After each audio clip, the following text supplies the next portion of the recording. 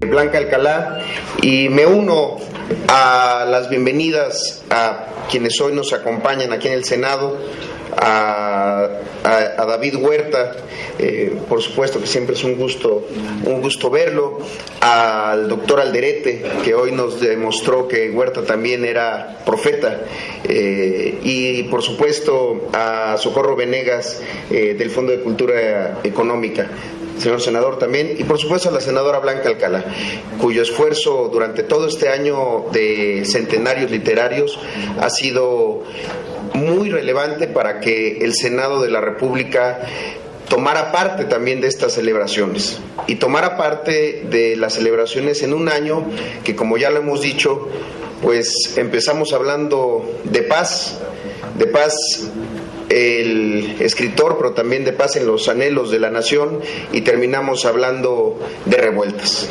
no sin decir que en el camino pues se nos llenaron los ojos de lágrimas de cocodrilo, y para eso estamos hoy aquí, para celebrar al cocodrilo, porque a final de cuentas Efraín Huerta escribió regularmente una poesía irregular.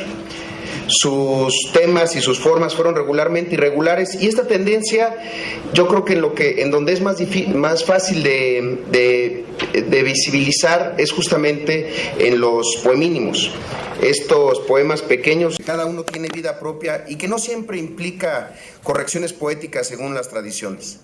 Los poemínimos no son nunca recomendables para los desapasionados, ni para los censores, ni para quienes transitan indocumentados en el mundo de las almas amorosas.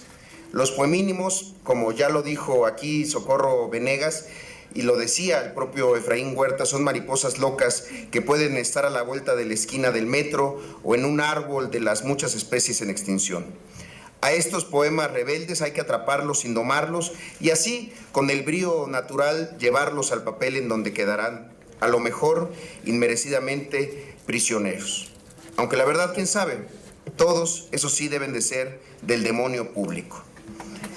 Hace 100 años, Efraín Huerta, el poeta al que hoy o le cumplimos o lo dejamos como estatua, pues cumplirle con la publicación de su obra por parte del Senado de la República y por parte del Fondo de Cultura Económica, y leerlo para que este cumplido no se quede en el monumento que lo habría simplemente encabritado, o tal vez lo induciría a considerarse un buen poeta de segunda en el tercer mundo. Finalmente, como los profetas y los santos, poeta que no es visto o poeta que no es leído, pues no es adorado. Puede ser que Huerta, ya encabritado, con el alma en la mano, emprendería un viaje sin retorno, construyendo con sus pasos el sonido del epitafio. A lo mejor no, porque como todo poeta, no siempre traía ni para el paisaje. En la poesía de Efraín Huerta, alguien puede llegar el lunes a su fin de semana, pero no el poeta, que puntualmente se apuntó como hacedor de textos rebeldes a partir de un serio ordenamiento de las palabras. En los poemínimos, el autor parece chistoso, pero no lo es como única propuesta.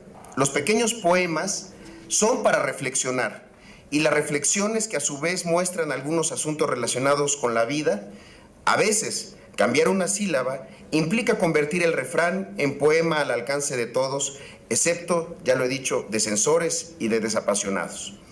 De la gracia implícita de sus poemínimos, el mismo Huerta contó alguna vez que su hija Raquel, a los 8 años, al leer algunos de ellos, le dijo: son cosas para reír, y que poco después, en la casa de un pintor amigo suyo, Octavio Paz, de entonces 58 años, le dijo: los poemínimos son chistes.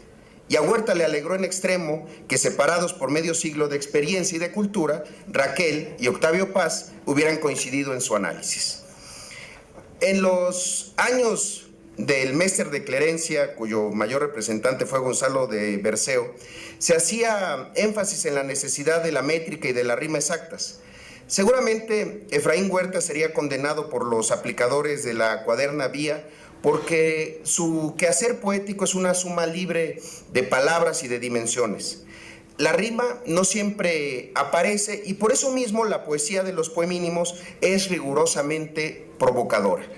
De manera natural, el poeta confiesa que ha plagiado las ideas para hablar popular, del habla popular, pero aclara que las expresiones anónimas merecen ser bien tratadas por los poetas. En Efraín, la rima está en el ritmo.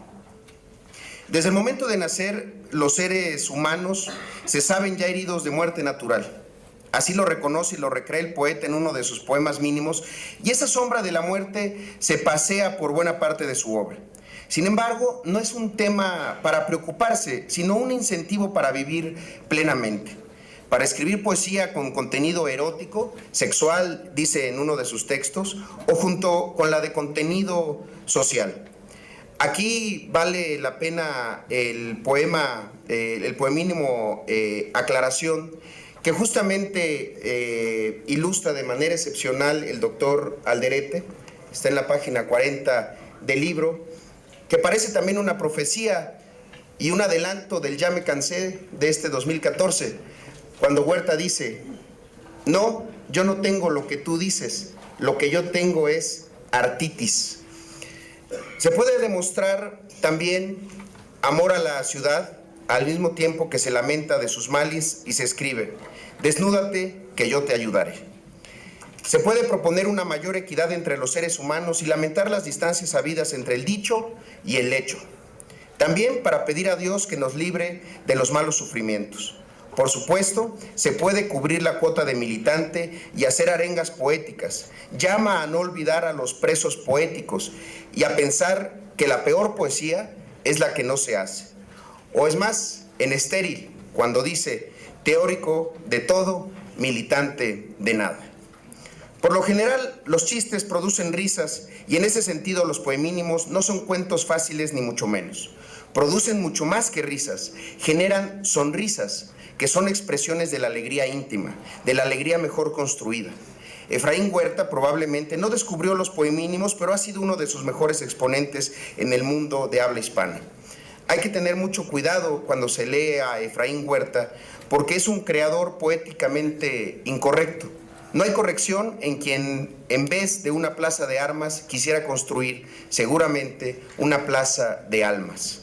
Para usar una inevitable expresión borgiana, el poemínimo es una sonrisa que se versifica. Es un placer que al compartirlo de manera paradójica se sonríe plenamente en la soledad. Muchas gracias.